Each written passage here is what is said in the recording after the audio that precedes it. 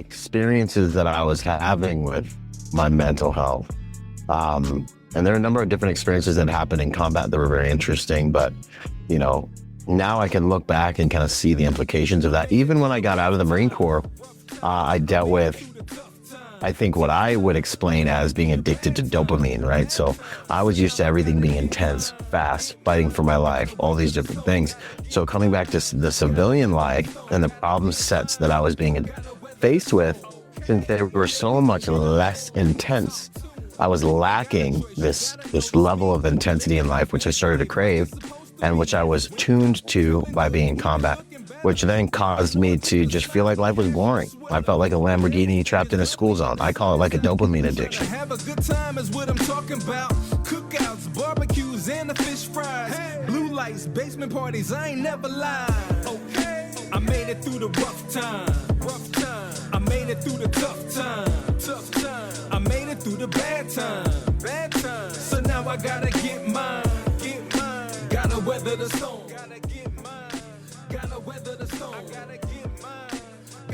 Welcome to Bailey and Buck Unplugged, where we talk about sports, entertainment, and mental health in support of the Kennedy Kids Foundation. If you're struggling with mental health, we encourage you to speak up and get help. A great place to start is 988. That's the free crisis prevention lifeline. Or you can check out the resources tab at kennedykids.org. If you are in an absolute emergency, please dial 911. Either way, we want you to know that you are not alone and that you don't have to struggle, and speak up, get help. There are resources available to you, and we are here to support you.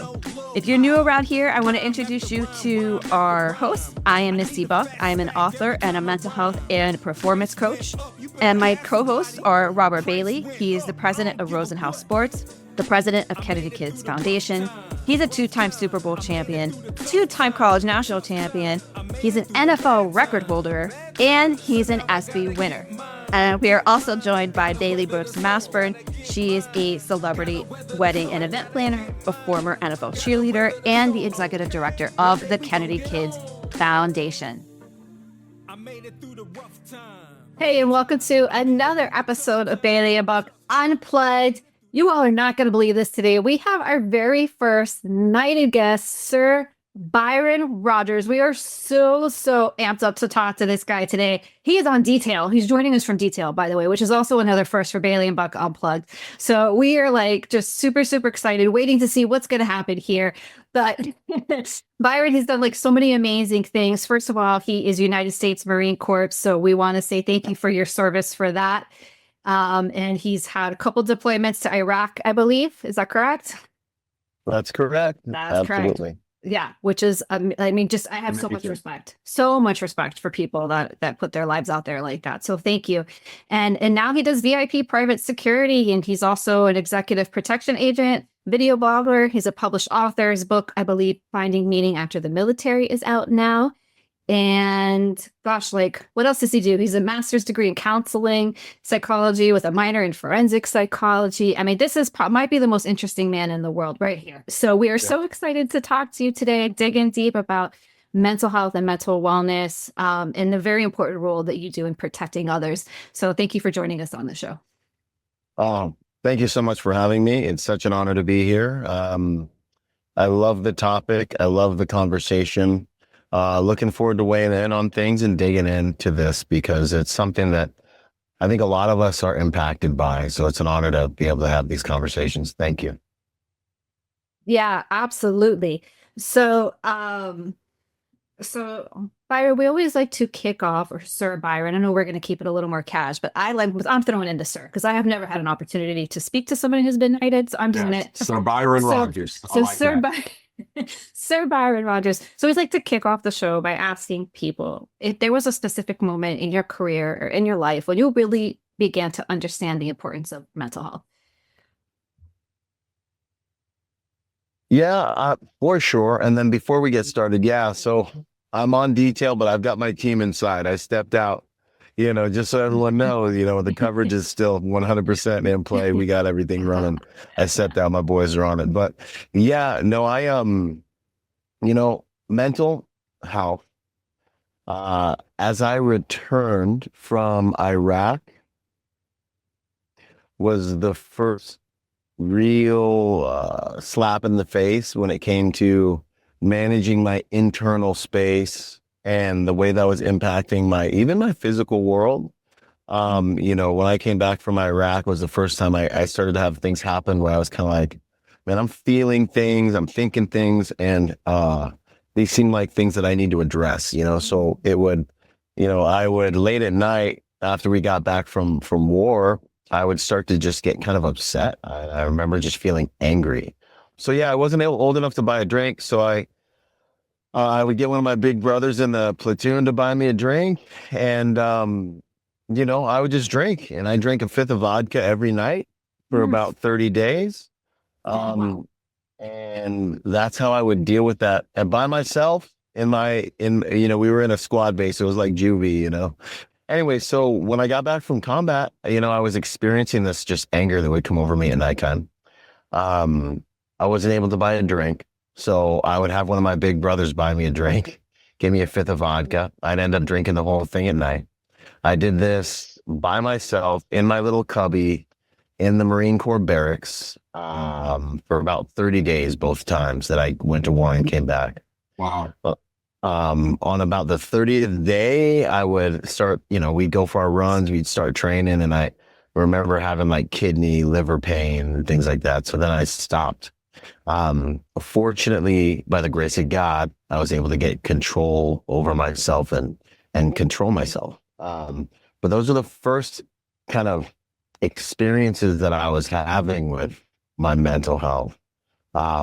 And there are a number of different experiences that happened in combat that were very interesting, but, now I can look back and kind of see the implications of that. Even when I got out of the Marine Corps, I dealt with, I think, what I would explain as being addicted to dopamine, right? So I was used to everything being intense, fast, fighting for my life, all these different things.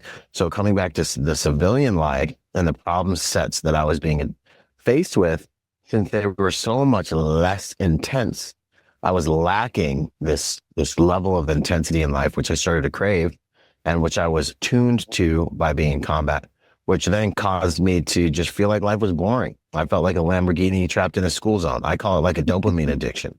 I felt like, like a T-Rex that was forced to go vegetarian, like childproof scissors, Nerf for the rest of my life. That was like a death sentence.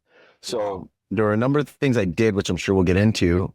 But yeah, those were the first times where I started to experience a lot of kind of PTSD type symptoms, a lot of cognitive dissonance around this new reality that I needed to operate in, and different mental, just negative mental effects after coming back from war.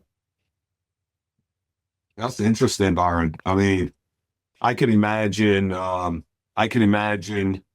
just having, like you say, like being in the fast lane every single day, and then all of a sudden, like an automatic stop. The reason I can relate with that is like playing football, right? I played football all my life. From a little kid, every single year, I'm playing football high intensity until I'm 31 years old, and then overnight, boom, stop. And it took me a very long time to adjust to that. What was some of the tools that you used to help you overcome, to overcome all that? And that's funny you mentioned that. So in the protection game where I'm at, the guys they seem like they dealt with the same thing the closest were the football players.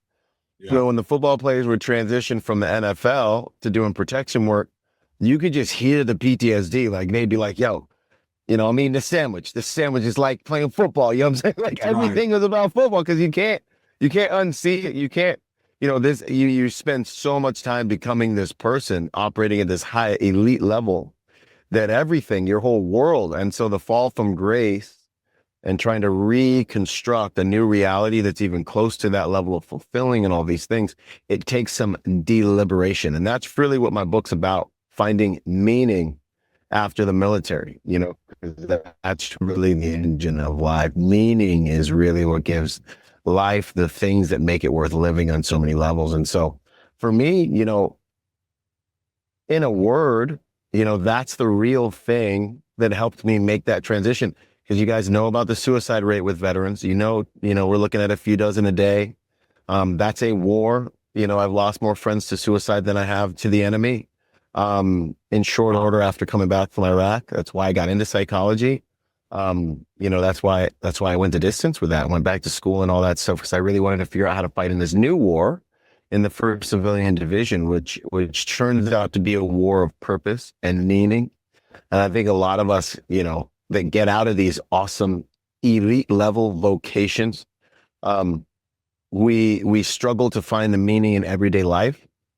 And so what I tell guys is find your new fight. You're still the guy who was able to play sports at that level. You're still the guy who was that squad leader, that sergeant who led men in war.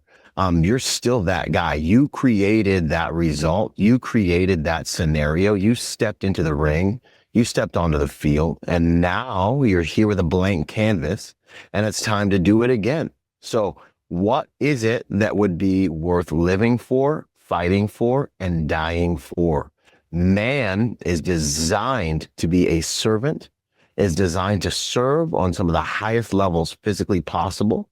And that is how we demonstrate the glory of God, in my opinion, is by becoming the type of man that can serve on your highest levels, right? So for me as a protector, you can't just identify as a protector, right? You need to train.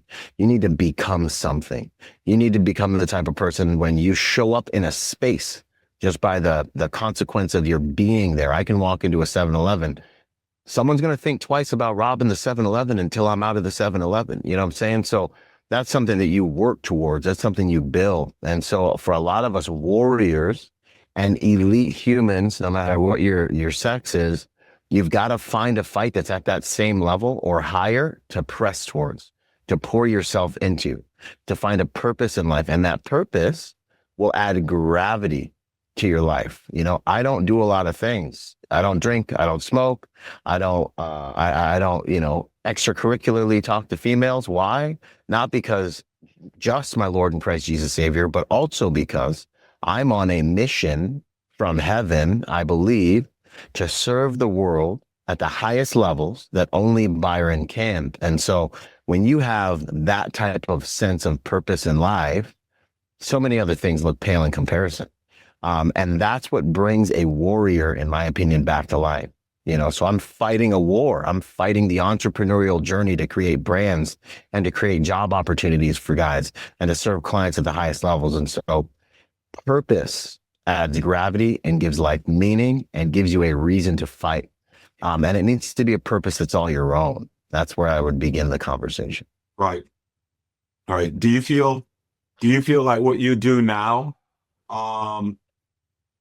the space you're in, coming from Afghanistan and being a military person, and as you talked about the dopamine effect, do you feel like the space you're in now, you're in that space because you still want that? It somehow provides also a little bit of dopamine in terms of like the action and the unknown? Yeah, 100%. I think we all have, you cut a seed open and the inside of the seed, all you see is the inside of a seed. But the seed's got a God-given destiny that will become apparent and will be unlocked as you put that seed in the right setting, as it gets the right soil, the right water, the right sunshine, solitude, all these things that it needs to thrive. And so I believe I was created as a warrior, and part of that, which really aligns with who God made me at my core, is being a protector. It's like, as a young man, I remember going to church and looking around at the dudes and being like, you seem like nice guys, but like, these ain't my guys, Right. like they feel like nice guys, but like, Right. I could maybe learn a thing or two, but I'm not gonna look up to these guys, So I remember kind of like asking God, like, well, how do I serve as a warrior? Like, what do you have for me? And he showed me many men in the Bible that were warriors that did his work. And so I believe I'm from that ilk. And so for me, man, people talk about PTSD and dealing with your symptoms. I love it, man. My hyper vigilance, as you watch me in this car, I'm watching everything going on right now. You know what I'm saying? Yeah, I got 360 degrees of coverage while I'm in this car. My hypervigilance helps me because I've given it a purpose. Power without purpose is a problem, though. If I didn't have a purpose for it and I was just, unhinged all the time, then it would be a hindrance, right? Me being a professional protector gives me an excuse to stay jacked, tan, dangerous, right? Because all these things serve a higher purpose than just myself. I'm not just these things to serve myself, but when I show up on scene and we're bringing on another client that's going to create 8 jobs for some of my best guys that have gone to our school, that have trained with me, that we're all doing life together. They're dependent on me to find an opportunity for them. And I walk into this meeting, and I have the presence of an individual who's worked on himself for his entire life, the physicality that comes with that, the mental acuity that comes with that. It gives me an excuse to be who I am, which is a warrior that's here to serve, one of the highest callings of service. And so that's the way I tick. And I think everyone has something like that, a seed of purpose inside of them. And I think a lot of the substance abuse issues, a lot of the depression, and a lot of the anxiety comes from what I call the atrophy of identity, right? Where, I've seen it a lot in the professional athletes. I've seen it a lot in our veteran community, in my community, where it's like there's something inside of you and you already know what it is. You have an idea of what it is, and you don't know how to get to it, and you don't quite have the balls to jump out, go after it. And so you're sitting there, as we would say in the military, frozen in the doorway. You need to just step in, start learning, start doing something, start trying, start getting punched in the face, start failing, just get started, start going to the gym and lifting no weights, start with the 5-pounders, just be humble enough to start. But people are afraid to do that. And on the inside, there's a death that's taking place, and it's taking place very slowly until eventually you get to a place in life where you're like, man, I don't know what I'm even doing, what it's all for, because you're detached from that. And I think a lot of my guys, when they see where they came from, 21 and perfect, elite fighting weight, running out there, facing men in mortal combat, to, 5-10 years in the first civilian division, gain weight, all the things that happen when you're medicating a dying heart due to lack of purpose, and they look in the mirror, the atrophy of their identity has taken place, and they tap out mentally, emotionally, and spiritually before they tap out physically and put their gun in their mouth. Wow. Yeah, that's really interesting. I mean, I like I've never heard that atrophy of identity. Yeah, that's it. That one hit me. Right? But it was so self-explanatory, though. Like, it literally, because we all know what atrophy means in itself. So atrophy of identity, and then you added the word mourning to it, which I also recognize. So I don't know if you know, but my husband is former NBA All-Star Jamal Mashburn.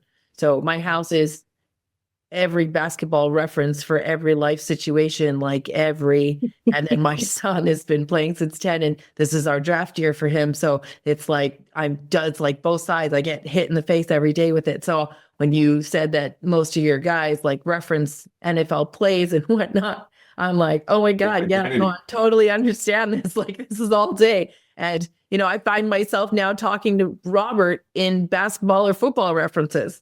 Yeah. And I didn't play, so it's crazy how even the osmosis of it happens. It's, I'm really curious about how you didn't become an alcoholic with the level of alcohol that you were consuming, unless, don't get me, I heard wrong and you actually did and had to kick that habit and fight through that. But how did that not become a thing? Or you poisoned yourself and had to go to the hospital with that sounds like a lot of alcohol. Yeah, it was a lot of alcohol. Yeah, I think it's a gift. I think God's just given me a very a not addictive personality, because after this, so I drink a 5th of vodka or just about that per night, and I would just sit there by myself and I would just be angry, and I couldn't even tell you I was angry. I didn't do anything. Oh, the vodka makes you angry. Tequila makes people angry. Yeah. People do have their alcohol. It makes them super angry. But I would feel the anger first, and then I would be like, hey, and I would go to my boy Hebert and I'd be like, I need a drink, man. Take me to get me some alcohol. And then I would try to drink it away, and I would sit there, and I remember, this dark cloud would be over me. And by the grace of God, I just would, at a certain point, I'd get to a point where I was leading my men. I was a leader of men. So I did have a higher purpose, right? I was a squad leader, and we'd be out on a run. And I remember being like, golly, man, my like cheese and insides were hurting. And I remember being like, this will not be in the story of Byron. Like this is not going to be a thing. And I just have the ability by the grace of God to just stop something and decide this is either going to kill me or I will win. Like Paul says in the Gospels, like I can do anything, but I won't let anything master me. And I literally remember being like, you're done, bro. I was like, you're done. You can drink on the weekends. That is it. Lights out. I don't care what happens. If it kills you, it kills you. I'd rather die of withdrawals than die being a victim, being weak. And I do have a very, very, very big aversion to weakness. So by the grace of God, stopped. And then when I got out, during my experimental phase, many of us Marines tend to have, and I was trying to integrate into civilian life, and mind you, God's been with me my whole life, he's never been a God to me where he's been like, waiting for me to be perfect. He's been my father, and in my imperfections, he's supported me. And so he's always been there with me. And he's kept me out of trouble, and he saved my life even when I'm an idiot. And so I'm sitting there, when I go into my experimental phase, and I'm like, hey guys, we're at the Link Corps, we can do drugs, and like, we're a bunch of warriors trying to be normal. That's all we are. We're lost boys, and I don't know what your audience is like, but I know there's some men out there that can identify, and we're just these lost boys that came back from war. We're trying to pretend to be normal with all these people who have all these problems, which to us don't seem like real problems. No one's someone trying to kill you today? No one's trying to kill you?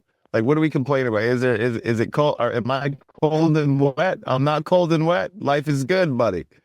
So now I'm out in normal life trying to integrate, and I'm dealing with the fact that I'm bored and I'm seeking dopamine, super dangerous. So this dopamine-seeking tendency that we have as Marines and as men, and I was at the zenith of a lot of what happened in my life. I'm hitting 50 to 60 countries per year.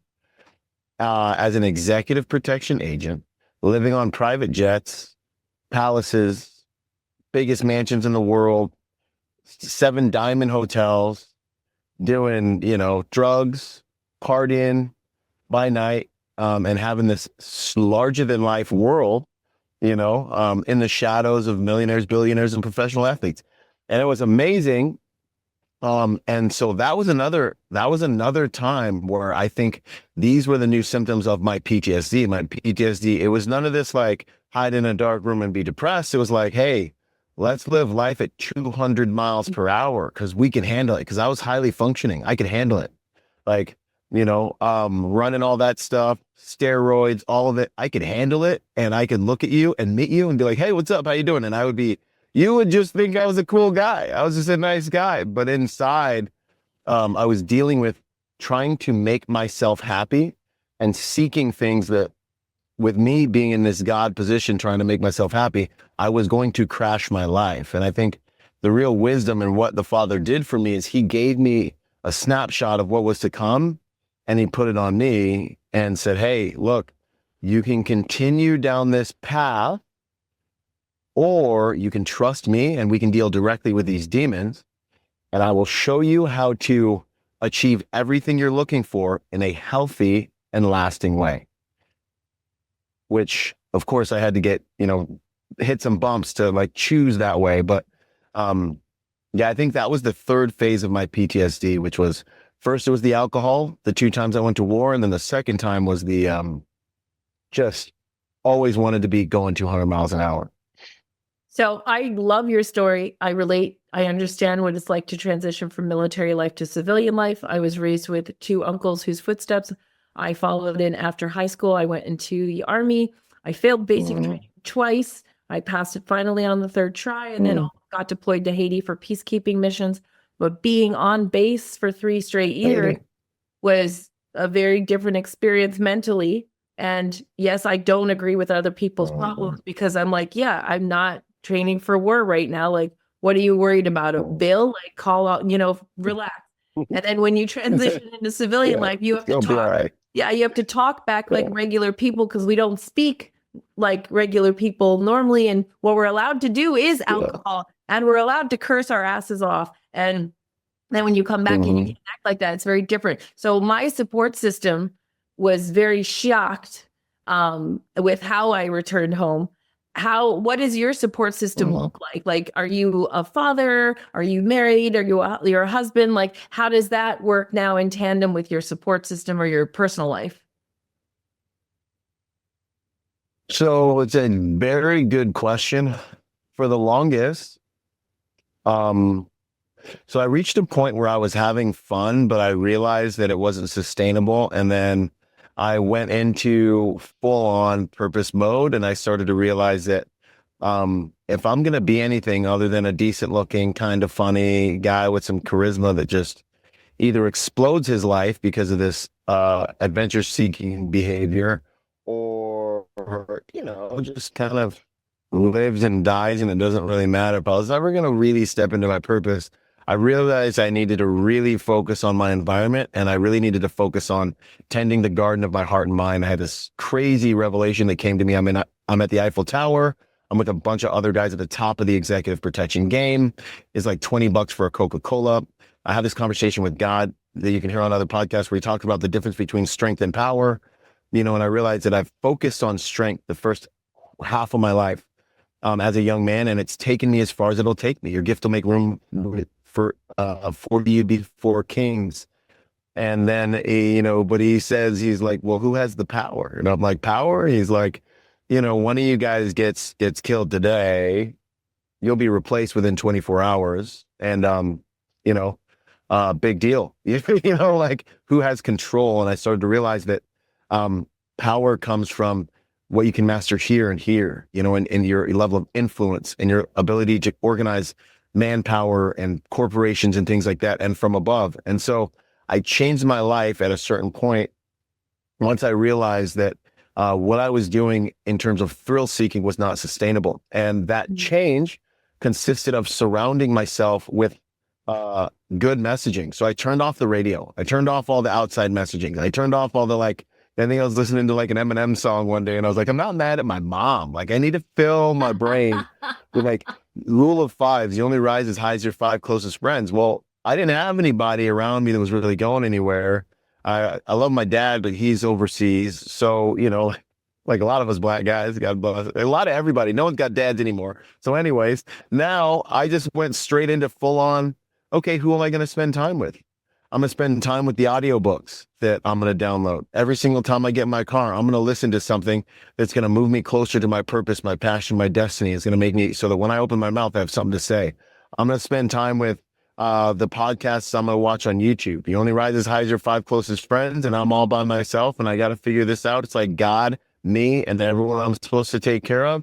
So that's what I did. I surrounded myself with good messaging and things that were going to make the problems that I was facing look like nothing, right? So now I'm listening to books by billionaires that have solved problems that are 100 times larger than anything I'm facing to normalize the problems that I'm facing and normalize victory. So I reprogrammed myself. I listened to about 250 audiobooks within a few years.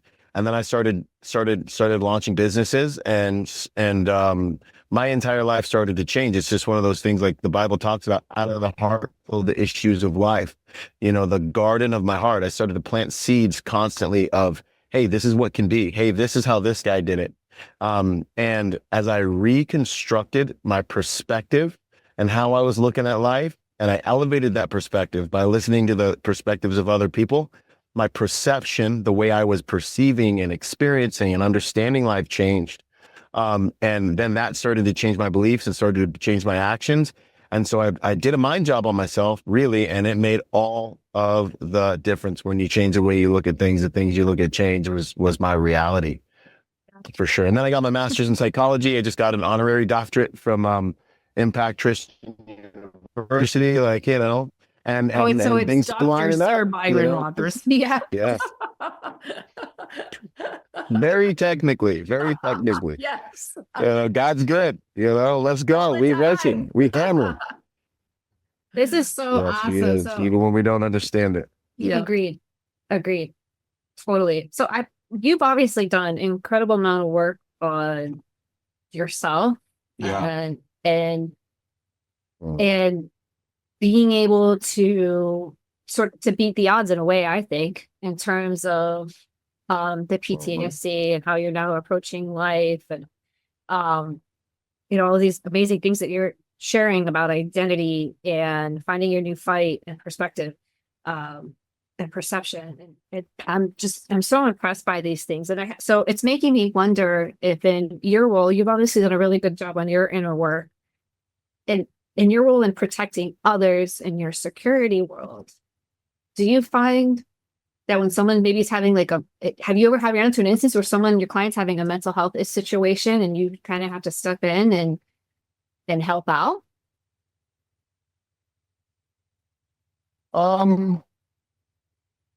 Not directly. Well, so I've been in situations with clients where part of what we do is we are extremely sensitive to the client's world, right? So I know when my client's in a situation where they're uncomfortable, when things are becoming increasingly uncomfortable, when they're not able to thrive professionally because, of their mission and what they're there to do, and the environment's not, it's not, it's not helping that. So, there've definitely been situations where I can tell my clients becoming overwhelmed by everything and I just get them out of there, or scenarios where I can tell that it's just one of those gimme situations where people are starting to envelop them and want to for lack of a better term, energy vampirism starts going crazy in the room and everyone's sucking on them, and I just we're getting out of here, and then, there've been those situations, if you spend enough time with someone, you become you become someone that a pillar in their life. And our goal is never we don't want to be bodyguards, but when you're behind every closed door with someone for 7 years, sometimes you're there in some of their hardest points in their life.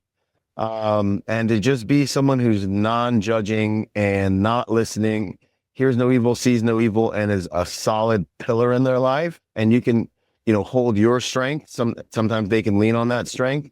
It's a really special thing, and I know that's something that a lot of my clients have valued over the years, and that really comes from doing your own internal work and being able to be solid, and I thank God for everything I got to go through in combat, and even in other missions. We were overseas in this year, in a specific war-torn country and saved 120 orphans. So one of the things that my Heavenly Father promises is that He'll give us peace that passes all understanding. And so, yeah, in these situations, whether it's, with a client, whether it's in a third world country, whether it's in a gunfight, whether it's wherever we are, we have that, I have that peace because He's with me, and that's been kind of what's made a lot of the difference. So one of the things I meant to ask you last time, and Misty just dreamt up this question for me. Thank you, Misty. Is how do you differentiate when you're dealing with a subject, let's call it, not suspect. I watched too much Law and Order. A subject that is challenging the person that you're securing or bodyguarding or protecting, and that person is having a mental breakdown versus that person's drunk versus that person is actually aggressive and actually a real threat. How do you differentiate between that? Because we deal with so many mental health issues in teens. Now, how do you not take down the wrong person the wrong way and they're having a mental health episode versus this is actually a threat? The first thing is we secure the client. We just make sure our clients are completely away out of as executive protection agents. Our mission is super different. Something I work on with a lot of cops and military guys. Our mission is just escape, evade, keep the client safe. So the whole place could blow up. My client's safe. I'm gone, right? I'm gone, and it's not on my mission, right? So, when I've found myself, to answer your question most specifically, when I've found myself dealing with people that are dealing with, and make no mistake, the mental illness scenario is a very dangerous scenario, because what we have found ourselves in is I've found myself in situations where someone genuinely believes that your client is like the Antichrist and they genuinely need to stop them. And they're a good person, but they genuinely believe this, and they're genuinely willing to do whatever it takes to stop your client. And now you're in a situation where this person's dealing with their mental scenario, and they're genuine, and they think that they're doing the right thing, and you have to find a way to carefully and safely deal with them, while still making sure everyone, including them and your client, is safe. So it's something that I've dealt with quite a bit, especially in the faith-based scenario and faith-based realm with a lot of our church-based pastors, or a lot of our religious houses of religion that we take care of, and faith-based folks we take care of, because those are hospitals for people that need help, really. And I mean, to give you an answer, to give you the real answer, it's discernment. It's by the grace of God. I can assess within a few moments whether someone has malicious intent. I've got all the micro expressions, the way that they're holding their eyes, and be above understanding their intention, I'm understanding their capabilities. So right now, based on your level of physical potency, what do I really need to be concerned with as I close the gap to deal with someone like this? So if I can see that they're not armed, if I can see that they're maybe a little less capable than me, then I can have a conversation with them. And honestly, when I'm de-escalating someone, really what I'm trying to do is make sure they feel respected. I meet some of their needs so that they can do the things I ask, and then I can influence them, right? So that's kind of the way that I look at it. Are they a threat? Literally right now? If they are, I need to deal with them differently. We're always looking to use the least amount of force necessary. We're always looking to use the perfect amount of force necessary to change the behavior, not to take a life. And so these are the types of considerations. So if someone feels disrespected or really believes my client's the Antichrist or whatever, and I come talk to them, then, if I have to use force, it's always the perfect amount of force. But really what I want to do is make sure they feel heard, respected, validated, and then I'll seek to influence them. Wild. I asked that question too.